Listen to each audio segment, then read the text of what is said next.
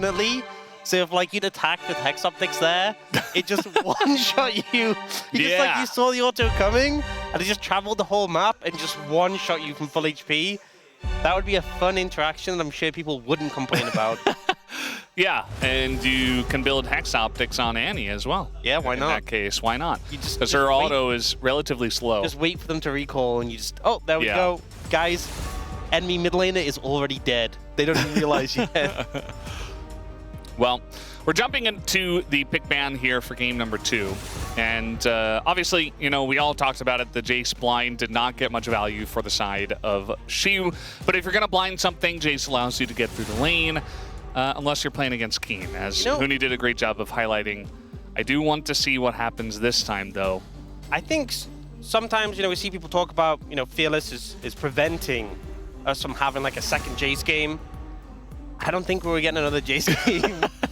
I don't think we can give Fearless responsibility for that one. I think we were probably free after that game 1. You know, one thing that's interesting though is D plus Kia coming into game 2, they pick first pick. So just kind of feels like, you know, if you want to get a counter pick for top lane, this is not going to be the way to do it, obviously. What's interesting is that they banned Anivia last time, and now they're banning Azir. But they banned Anivia, and Genji were the ones who got Rise. So, a little bit interesting. Obviously, Anivia can be played support as well. But Azir going to get banned away here, and Jarvan coming out for D+. A first pick we've been seeing more and more. I feel like the Ezreal stocks go up immediately after seeing that. I also think the Azir ban is another pick that can easily circumvent the Cataclysm, so it makes a lot of sense to take that one away. There's picks like Aurora, which are available. They're going for the Seraphine, which we often see the Jarvan into the Ashe Seraphine as a way of kind of just locking them down. Neither of them have the ability to escape, so this feels a little risky from Gen G here, kind of playing into exactly what D+1, but maybe they were also concerned about playing into Jarvan Ashe Seraphine and didn't want to go against that. Smash is having a bit of a reaction to it, and we're going to see Mel Pike as the response. And maybe Smash was like, yeah, this isn't exactly in my wheelhouse, but sure, I'll play it if you want me to. Which was the team who played Mel Pike last time into this? Because we definitely saw it before, but I forget which team did the first time. Didn't D+ play Ziggs Pike into it? No, actually, no. I'm misremembering. I think they might have played Ziggs Pike into it. Either way, in this situation, we'll be seeing the Mel Pike again with that kill pressure. Chovy goes for the Aurora, which I don't think is a big surprise. Into the Jarvan, can obviously easily get outside of that Cataclysm, and also just a strong pick for him. We've seen him have a lot of success on it before.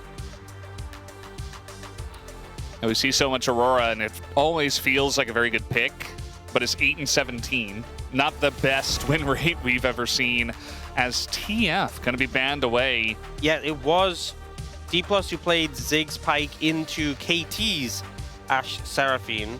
So they have played that Mage plus Pike combination before, but they didn't specifically play the Mel because the Mel was banned in that series. So get the opportunity to try this one out. I think the TF ban makes a lot of sense because this, to me, screams, we're going to kill your bot lane. On repeat, hopefully, TF would really amplify that. The fact that the Rise is unavailable, I think, is a big saving grace because I think anything that can roam down bot and help put pressure on that enemy bot lane would make things difficult for Gen G.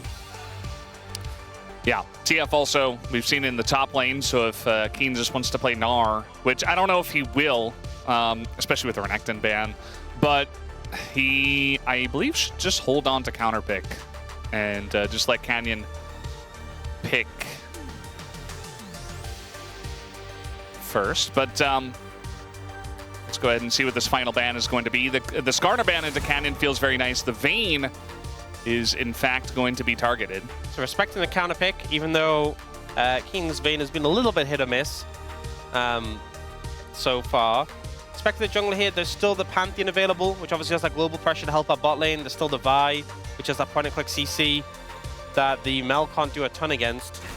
And they will go for the Vi in this situation. A lot of lockdown between this composition so far. If the Vi leads the charge, the follow-up is absolutely there. Now for D+, they definitely need some more AD in their composition, whether it's mid or top. Presumably it's going to be top. They're looking for the Ahri for Showmaker, which makes sense. They need some more throughput in their comp. Otherwise, they'll get like one kill and that'll kind of be it. I feel like only Gnar works, you know? Yeah. But it doesn't really work. It's like, I just have to pick Gnar here.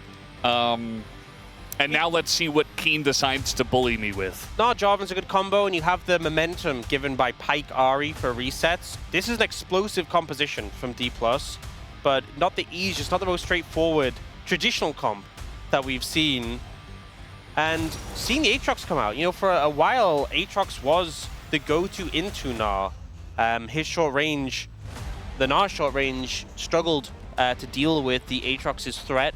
If you do land a sweet spot and then the tether can just kind of explode him.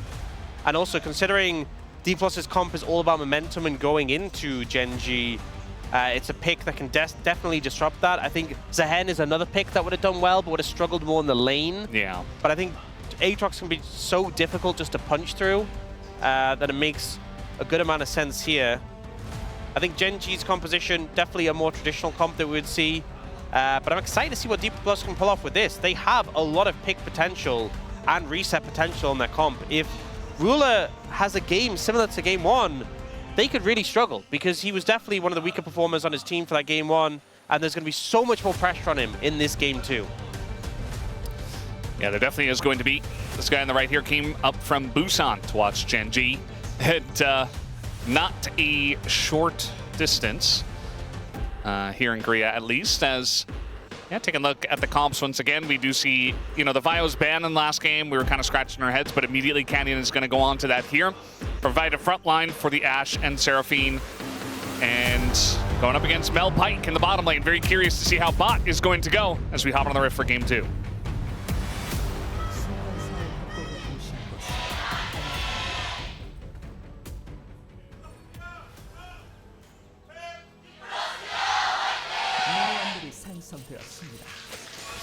Here we go, Game 2. Gen G versus D+ Kia, Saturday showdown. And Gen G already have the first win. A pretty easy win, you could say, for them.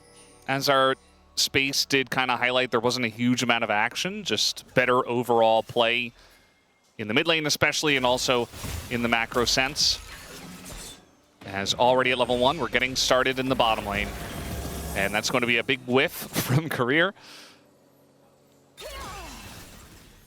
As eventually, you'll have some good kill pressure, but at level 1... Yeah, level 1's not the easiest position to be in. Level 2 is definitely where it feels a lot better when Pyke can do his actual combos, but for now, you're kind of just weathering the storm. This is the patch Mel got nerfed as well, I think. So here... That sounds right. Here W now has like... this happens a lot in League of Legends, is when a regular basic ability is too powerful, it just gets a cooldown that's just insane. Yeah, her rebuttal, her W, now has a 38-second cooldown at rank 1. Yeah, it's like an ultimate ability now. There are champions with lower cooldown ultimate abilities. I mean, obviously, like there's like Jason Nidalee and stuff, but... Yeah. You remember what they did to Tom Kench, where he used to just have Devour as a basic ability, and then eventually they just moved it to his own. People have talked about that with Do you Mel. think? Yeah. It might just happen. Oh, that's a nice sweet spot here as you barely able to hop away from that one. He's going to flash the third Q as Keen has to continue. There's the tether and a flash away, but it's just a 1-for-1 as First Blood does go over to Siu. And the wave is pushing into Keen here. That could have been really bad if the cannon didn't make it into tower range. I think it could have been a lot worse. A close 1v1 there between the two. Keen tanking the minions there. Definitely a big difference maker in the matchup. She was just going to be able to TP in, though, as they both are, and continue this. Now there is the point in the bot lane where it gets scary. But we see here, so Keen landed that first sweet spot, and then she would dashed away. The flash is good to avoid it, and then Keen's just taking so much minion damage, which really makes a difference in that trade. I wasn't sure if he'd finish it off. Oh, nice dodge there by Duro. if he gets knocked up there, I think he could be in a lot of trouble. Because now Canyon's here, and he's like, well, hey, oh, he's going to land actually onto Smash, who has to flash away. Now the root goes onto Career, kind of an awkward way to play, as, of course, Lucid is behind enemy lines, and they know that. I think Duro might be dead. He does have flash. He's going to have to use it. There it is. Good flash. D+ bot lane wasn't in position to follow if Lucid went for the flash after the combo. Now we got Canyon coming back, and Lucid, they want to get his flash as well, but that's Jarvan. This took a little bit of time, and he gets his flag dragged back. So it's a trade of summoners in this situation, but the HP advantage goes over to Gen G, so they can have some more pressure right now. Duro, though, definitely going to be prime target for D+, and especially a Pyke who has flash against a Seraphine who doesn't, allows a really easy setup. Yeah, it's definitely going to feel pretty good there to see if they can pick up a kill and get another lead like they did in game number 1. Chovy here in the mid lane. He did blind the Aurora just for power, and it's very strong alongside of the Vi when you consider the amount of burst potential they have in the 2v2. But very curious to see, more so than the picks, just how it's going to be played out, because Showmaker didn't have the best game 1, didn't have the most impactful game 1, you could say, on the Annie, whereas Chovy was the exact opposite. So, want to see how they play this time around. Okay, I found it. It was Hanj and Brion who played the Mel Pyke against HLE into Ashe Seraphine towards the start of the season. I remember they did get that kill in lane, but ultimately didn't win the game. Did have some struggles. And that is always a concern into Ashe Seraphine, is like, yes, you have this pick potential of this combo, you have that burst, but if you fail to execute, they offer so much value. With the CC, with the AoE shielding for the Seraphine, and just the easy setup for the root from the Ashe slows. Right now, Canyon leaning down towards the bot lane. And both junglers really know which lane is the focus point for this game. Yeah, everybody's hanging around the bottom side. Does mean that Keen versus Yu is just going to be a 1v1 for quite a while. Also, the mid lane hasn't really seen much jungle attention either. Just farming it out. Chovy does have a very small CS lead. Just naturally. He's been farming under turret pretty well is the one thing I've noticed. Showmaker's been doing a good job of pushing it in, but that has not hindered Chovy one bit. Looks like we do have Lucid here in the Dragon Pit. Thought maybe he was going to start that up. Just clearing the ward for now. I feel like the first skirmish is going to be really explosive. That involves the mid laners. Oh, Canyon will have spotted that Lucid's doing this, and the mid laners are hovering over here.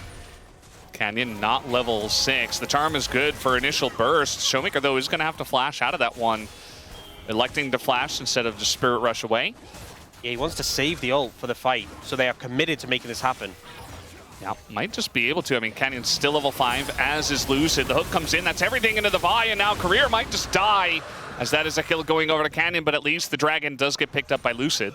Yeah, Career, oh, Showmaker might have the ult. Oh, that's a nice charm, though. Chovy has to flash away from the comeback on the orb. And now you can see Showmaker was definitely considering going in, but did not take the fight. Yeah, so patient with it, respecting the threat of Chovy's base damage. Doesn't want to ult into it and just get caught off guard. Yeah, the fact that he opted to flash instead of ult, saving it for the fight. And then Career, I think here you have to really respect the Seraphine. I think consciously you don't always think of Seraphine as having that immediate root, but if you don't respect it when it's an Ashe Seraphine and you get rooted, you're just dead. And if he'd E'd immediately after hooking Canyon, potentially sets up the stun, but mostly just ensures your safety. But overall, they still get the Dragon, so I don't think they're too upset about it. But kind of showing the CC threat makes the Pyke feel a lot more vulnerable. Yeah, definitely going to be looking for Career to play that one a little bit better next time.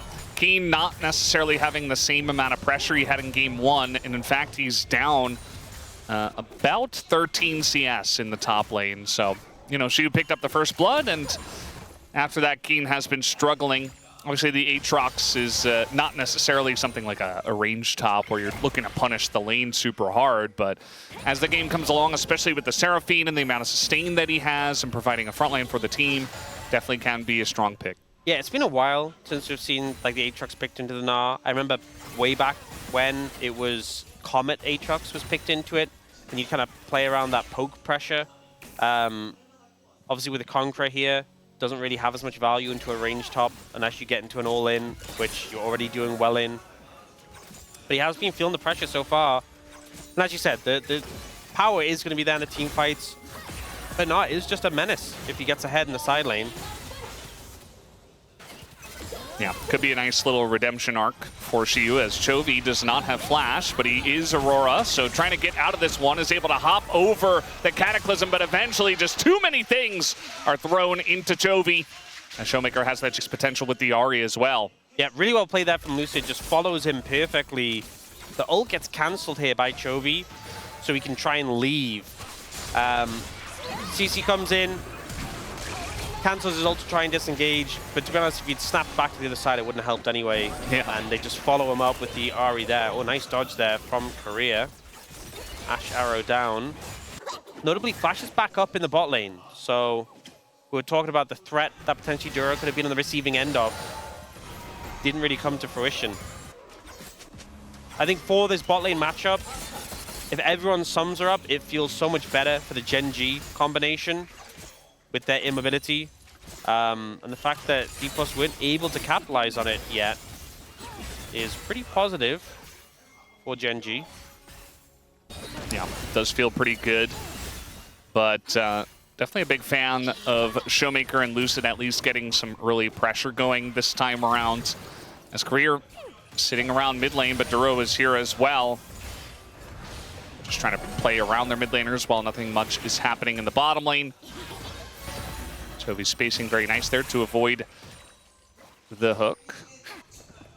And no dragon here for a minute or so, so going to be looking to see if Gen G can fight for that one this time around. And Xiyu is just running away with his lane. Yeah, with that going well so far, Showmaker doing pretty good in the mid lane. Things definitely looking better so far for D+. Even though it is early days. Yeah, definitely feels pretty good for them. Especially when you don't have to worry about a Rise that is just kind of scaling out of control, and Scion. There's nothing you can do to stop it. Yeah, the Scion too, and Gen G didn't even have to do anything to come back in that game. They were just like, well, we're just going to sit back and farm and continue winning our lanes. D+ leading the charge with dragons. We've seen Chris setting up a decent vision arrangement around the area with that dragon spawning in 30 seconds. Lucid getting a last reset in. If D+ can secure the second dragon, puts them in really good stead for this game. We saw obviously Gen G were the ones getting the early dragons last time around. She was continuing to have this pressure. Keen chunked out, losing plates, not having a great time. Yeah, the Aatrox has it's not been the most common thing we've seen. It did get played once. I believe that was in the jungle, if I'm not mistaken. It did lose. But either way, yeah, Aatrox has very much fallen out of the meta, and I know you mentioned how this is a matchup we used to see all the time, but definitely not something we see often picked into the Gnar nowadays. Yeah. Yeah, we did see it in the jungle. It was Knavi, I believe, played it and got really far ahead early, and then things happened. Yeah, that's before they calibrated. Actually, was his Knavi's game in the LCK season, or was that an LCK Cup? That is a good question. We are going to have a route here onto Lucid. Meanwhile, a trade up in the top side as King is going in on this one, but he's down a level. And it's just going to throw up the World Ender. Gets hit by another boomerang. I feel like she was always hitting these boomerangs as well, which is making it even more difficult to lane against. No, Knavi's game was in the LCK Cup, so I'm not sure who played it in the LCK regular season, but we do have one game in the regular season. We're seeing it more in the LCK Cup. But yeah, hasn't really shown up much since. Dragon is up and available right now, and you can see D+ moving in the river, trying to get control of the area. It's difficult to face check. You know, Duro's the one who wants to be setting up vision, but he's so prone to being engaged on. but it makes it hard to recontest these areas. And with the reset coming in from Gen.G's bot lane, Canyon pathing up towards the top side, seems like a pretty done deal for this Dragon for D+. Yeah, looks like Gen.G are just going to give it away. I mean, TPs had just come up and Mininar had just started for Xiu, so I thought maybe you could have forced it with the TP from the Aatrox, but World Ender also down. And so they're just going to give it away, and it's Hextech Soul right now. Xiu going to do a little bit of face checking here. Is going to dodge the Q3 though, and now Xiu is on the chase. As we do have Canyon making his way up here to the top side, but a flash is going to have to be utilized as Keen just trying to keep him around, but here comes Showmaker. And once he sees Canyon, says, well, I can't overchase for this one. Duro just trying to get into the Hex Gate. What? That timing felt like normally... Yeah. I was sure he'd get hit in time for that not to work, but... Strange. Strange for sure. Because if you're getting hit by a champion, you can't Hexgate. Yeah. And I guess the auto delay, because Korea had already used his Hail of Blades, the next auto was slow enough that he could get it. If Korea really wanted to kill, he could have just ignited, and the damage tick would have stopped the Hexgate. But, yeah, I mean, that was crazy from Duro to manage to time it to get out. I was convinced he was just wasting his time trying to use the Hexgate, but he manages to disengage swiftly. As you said, it's a Hextech Soul. When the first two dragons are Mountain Infernal, there was that concern that, oh, maybe we're going to get one of the lame souls. They're just not very cool, are they? No. But then D+ just high roll the best soul. Yeah. You think Chemtech Soul like started a book club or something? What's wrong with a book club? What's the problem with nothing. What are you implicating? Nothing. Do you think boot club's a lane? Yeah, I would never personally start one. Well, that is a lie. Actually, we did start one. Yeah, so here's him coming Which out is why here I'm saying saying this. Boot clubs are lame. He's in a boot club. Yeah. Actively. Yeah, which we, you know, we'd really like for you guys to choose the next book. Very ready. I'm reading The Alchemist while we wait. A little short book that I've had in my house forever. Never got around to reading it. As DeepScape, they're trying to set up here for the Rift Heralds. And both TPs were used. Keen does not get to play the game. Now he's just being dove under the turret. The World Ender does come in, and Xiu says, well, not much I can do about that. Also, the arrow is coming down. Yeah, just to say hello. Yeah, Keen just under tremendous pressure right now in this matchup. Xiu already having the Triforce is just able to annihilate him. And considering how game one went, Xiu on the Jace didn't have the impact he wanted. Kind of got manhandled by Keen on the Scion, and now is doing the reverse. Has a massive lead, biggest lead in the game by far. In fact, is pretty much just the entirety of D+'s gold lead. Definitely redemption for that game one, and Keen just suffering right now. Yeah, it just kind of feels like, you know, a lot of the stuff he would normally pick into this were either banned away or Fearless bans. I mean, TF even was banned. We saw Vayne banned. Obviously, Varus never gets through unless, you know, your yesterday's games. The thing is, if you're going to... I mean, obviously, he didn't pick this with the expectation that he's just going to lose lane badly. But if you're just going to lose lane, you could have just picked Cassante. Yeah. Well, this is just continuing. Meganar does come in, and Keen is just trying desperately to sustain up a little bit, gets hit by the wallop. And, you know, he's sustaining a decent amount, not a huge amount of damage here from Xiu as he does dodge the house. And eventually, he goes back to Mininar and the damage comes through. And that is just a nice little solo kill for Xiu. Yeah, the engage comes in with the Meganar. And honestly, I think at some point, Xiu was like, please, just go mini already. Just so I can just spam auto, finish him off. Eventually gets him down and just showing the gulf right now in that top matchup. Gen.G starting up the Herald. D+ positioning to contest though.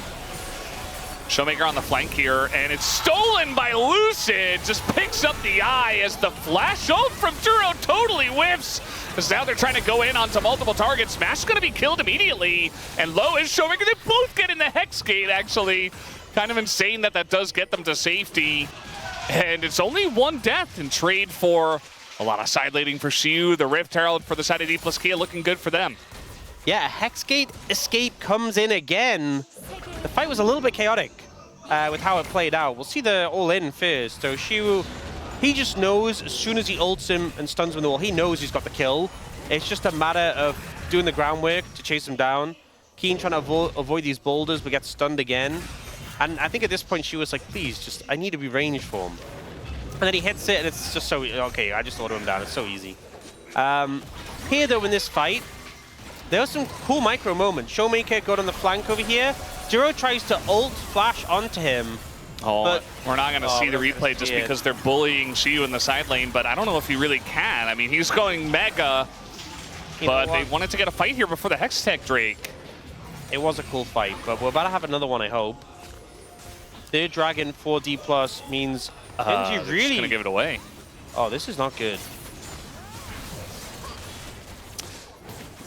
Yeah. Just a Hextech soul point for D plus Kia. It's gonna make things tricky.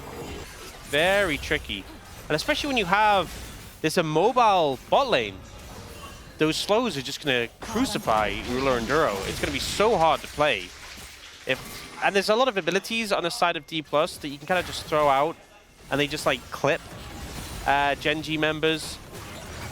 You know, like Showmaker, when he's ulting around the fight, if like even one of the little bits of spirit stuff connects onto someone, suddenly the whole team's slowed. Lucid, if he just throws a flag down, can slow your whole team. Yeah. It's really obnoxious. Even Smash with the Q poke, really easy to land, and we'll just put that slow on you. So it's not fun playing against D+ with the Hextech Soul. And you opted to give up this dragon. You didn't see the position to fight it. Your down summoners on your bot lane was maybe a big factor in that decision. But you have 4 minutes to figure out how you're fighting the next dragon. And more than just fighting it, ensuring not only do you get the dragon, but you get the fight as well will be really important. Because at that point, Baron will certainly be a prospect on the cards. If you get the dragon but get aced, it's Baron over to D+. Yeah. Just feels like Genji, you know, maybe waiting for D plus Kia to slowly taper off in terms of their strength. Like, they don't have a traditional AD carry, but Mel scales fine. And I still feel like from ahead, if they can net a Hextech Soul, you know, the scaling isn't really going to come into effect in this game. And I mean, Genji have a decent amount themselves, but maybe just saying, okay, we need to wait. We're just not ready. The flash on a Ruler, he is so dead! And that's why they didn't want to fight without his flash, but this time D plus Kia, Career especially, force it into mid lane. Great play there from Career. We've seen the Pyke be pretty silent so far this game, but that's why you pick it into the Ashe Seraphine. Great pick there, will reward them with the push onto the tower, and they get a lot of value from this Herald. Oh, he's going to miss because he hit Chovy instead. Such a tight turn. Good effort, though, from Lucid. You know, not every play is going to be 100% successful, but I appreciate the attempt. Just maybe some more driving lessons. Oh, man. He's almost dead. I mean, he got 2.5 items here. Yeah, he is struggling. Phew. I will say what Lucid tried was an advanced technique. He very clearly already has his license, but yeah, those advanced courses could help out. I don't know if Kennen wins this. Yeah, no, he doesn't. TP comes in, and she was like, yeah, okay, you want to fight? Let's go. He's going to hop away, though. I mean, he's 3,000 gold ahead in this matchup right now. And it's so interesting that we've had this complete flip-flop between these two top laners, where game one, it was an absolute gap in favor of Keen. And game two, it's the complete opposite. At this point, looking so favored to D+. The gold lead is only extended since last dragon. We do now have summoners available for the bot lane of Genji, so that's something. But you are in a really bad position to contest this dragon in terms of the state of the game in general. This Gnar is so strong. And the thing is, when you're this far ahead on Gnar, a lot of the time you think about Gnar like, oh, you need Mega for team fights, you need Mega for team fights. You're this strong on Gnar, you can actually just walk at the backline and mini and just auto-attack Ruler and he will die. Yeah. And he just can't kill you in time because you're way bulkier and you're doing so much damage. And then when you do hit Mega, you jump in and just slam everyone. Like, Shiwu has so much scope with how he plays out team fights because he's so incredibly fed. It's really going to be difficult for Genji to deal with. Sure, if he's mini, they can just try and focus him down and they don't have the threat of the CC. But if you commit everything onto this Gnar, I'm not sure that's... I mean, it might win you the fight, but it's going to leave you a limited amount of tools for the rest of the team. Yeah. So Shiwu is a major, major problem for Genji to deal with right now. 40 seconds on that dragon, a lot of vision. I'll say a lot of vision. A lot of control wards on the bot side of the map for D+. Not a lot of vision for Genji at all. Yeah, I mean, that's the thing with the Aatrox as well. Generally, you want to see him get, you know, flank opportunities, TP flanks and stuff. But they don't have any map control. So it's just going to be an Aatrox kind of just awkwardly frontlining. It's interesting. It kind of feels like there's wards on all the anywhere in the entrance to this bot side jungle. There's like wards, even on like towards the towers with these control wards. But there's just no wards at all for Genji, so they go the route of pushing up mid. Because they haven't got the vision in there already. They have to push in mid and rotate through. They're going very fast, very aggressively, because they know they're in a rush right now. But this means they haven't fully checked vision behind them. There's no vision. They're using Keen as a bouncer, and they're rushing this, so now the flanks are going to happen. Look at Showmaker's position. Yeah, I mean, maybe they get the Drake here, but the flash comes in from Lucid. He's in, and it's going to get Ari! The Hextech soul is for DK, but Lucid is dead. That's now going pretty deep for this one. There's 2 kills already to the side of Ruler. And Hextech soul be damned. It looks like Genji want to continue with this fight as the Pike gets the kill. And Shiwu tries to continue on this one. There's another one as they take out Canyon. And now over the wall goes Showmaker. And he lands the charm on a Ruler. The main source of damage in the rest of this fight is Duro also going to go down. It doesn't look great at first, but D plus Kia win the fight. The soul is secured by Showmaker, and Shiwu is so strong that even with the rest of the team pretty much going down, him and Showmaker are enough just to carry through in the fight. And that throughput, the reset potential of the Ari, coming in huge in that fight. We see Lucid, because it was so rushed from Genji, D+ have to kind of rush the recontest, and it's crazy close on the Dragon. 42 HP when the Ari gets it, but Lucid then gets focused down. We then see this ult on a smash, and immediately the bot lane is gone as well.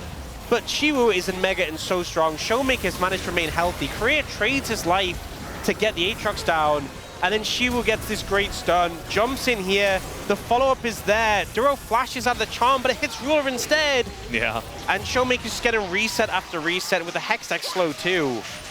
There's no way for Genji to escape. At a certain point in that fight, it was 3v5 for D plus Kia, and they end up ahead. The thing is, because D+ got the Dragon and got the Soul, even if Genji had won that fight, I think the game would still be in a pretty precarious position. Yeah. But because of that massive comeback from Shiwu and Showmaker, the game just feels pretty over at this point. 7,000 gold lead and Hextech Soul in pocket. So hard to fight from this position. I think one of the problems with Ashe as well is, you know, your W with a normal build compared to a poke build, it's not doing that much damage. You need to be in auto range. You need to be auto attacking people, stacking up your Q, your flurry. All right, they're trying to do something here up on the top side as the arrow hits Showmaker, and now he's in a lot of trouble as he is able to spirit rush his way to safety somehow, some way. That was close. Hexgate coming in from Chovy here.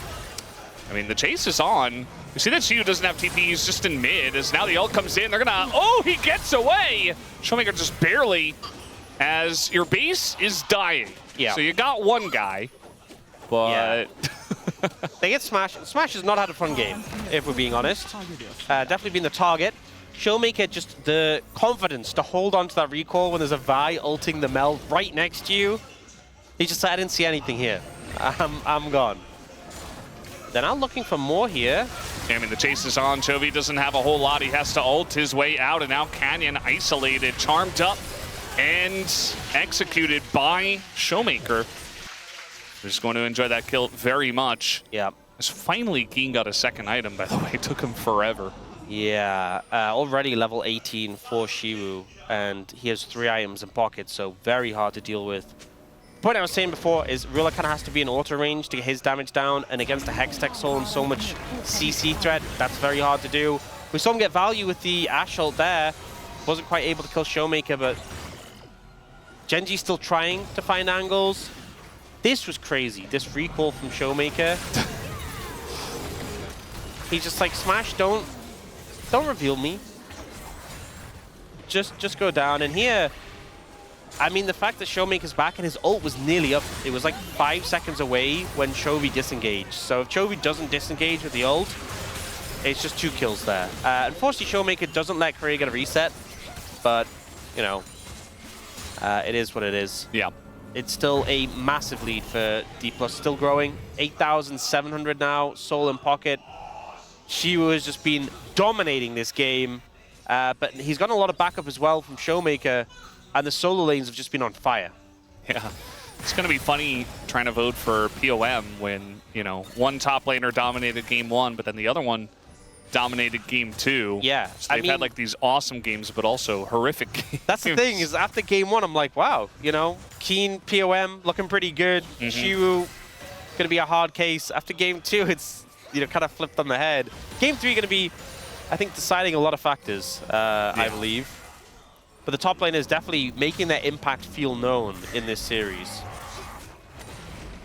Yeah, it just feels like, you know, we've had our top laners really struggling with trying to get blind picks down. And we had second pick, you know, counter pick again for Gen G, but they weren't able to make it work with the Aatrox. Just makes you wonder what else he could have picked. Got some good buys coming in from D+ now. GA for Lucid. We have Seeker's Arm Guard for Showmaker. Smash has the Rocket Bell in pocket. So a lot of like defensive utility items here. QSS from Korea as well, which I think he's had for a little bit, but just when you're this far ahead, you have the luxury, you have your core items, and you're able to get these defensives on top. Makes it so much more difficult for Gen G. Yeah, especially because of the timer of the Elder. Yeah, once again, you look at the vision on the bot side jungle. There's nothing for Gen G. D+ have really been locking it down. I think it helps to have the Umbral Glaive from Korea to sweep it out. But now I feel like they're probably going to have to rush in. Last time they went for the push through mid-prio and got into the river. It worked, honestly, pretty well. Unfortunately, they couldn't deal with the fight afterward. But they can't... Oh, nice dodge from Showmaker. Yeah, at this point of the game, the ult's pretty low cooldown, but D+ definitely want to stall things out a little bit to get it back up. I don't think they'll be able to find a... Oh, I was saying that. They might find a fight before time's out. Look at Ruler. He tried to step to Shiu. He's down 5 levels. They do a little bit of damage to Shiu. He doesn't care about that. It's now Keen just frontlining with the World Ender. They're trying to go in on a Shiu. As there's the right to the wall. Gets the 2 of them. Picks up the Seraphine. And that's going to be the kill as well. They do get Shiu at the end of the day, but there's just no follow-up from the side of Gen G. As Canyon going to be the first one to go down between these two, and Chovy will follow. D+ Kia get a big fight. They don't need the Elder, and they'll bring us to a game 3. Even though Shiwu goes down, he gets this mega ultimate onto Gen G and ends the game with it. A masterful performance for the top lane of D+, and they will even out the series. After game 1, I was thinking, hey, you know, they got that first series win against Gen G, first one in the longest time ever, and kind of said, hey, we're going to end your streak. But with this game, D+ are making it clear they want to make their own streak. They blind picked for him in game 1, and let's be honest, it went horrifically, right? And no one wanted to see him on Jace again after that. They go into game 2, they blind pick for him again, and obviously it's a Gnar here, not a Jace, but he just comes in and completely takes over the game and just... 야 끌었다 형. 빼. 여기 일자 스피드 좋아. 여기 좋아. 여기 좋아 우리. 애들 압수 공 빠졌다. 치는 압박도 있는 게 좋긴 하거든. 괜찮아. 나 여기서 매혹 볼게. 야, 앞부터. 매혹 안 나왔어. 야, 내 쪽. 나 볼게. 야 저거 봐줘. 안 들어가, 나. 좋아. 아 뜯어봤어. 야, 노. 천천히 애쉬한테 빨리면 안 돼. 노플이야, 노플. 네, 들어가다 보네. 괜찮아. 이긴 거 같아 형. 야 오로라. 아 봐줘. 봐줘. 아 끝났어. 저 잡아봐. 잡아줘. 나이스. 나이스. 씨. 많이 잘했는데. 진짜 지렸는데 이건.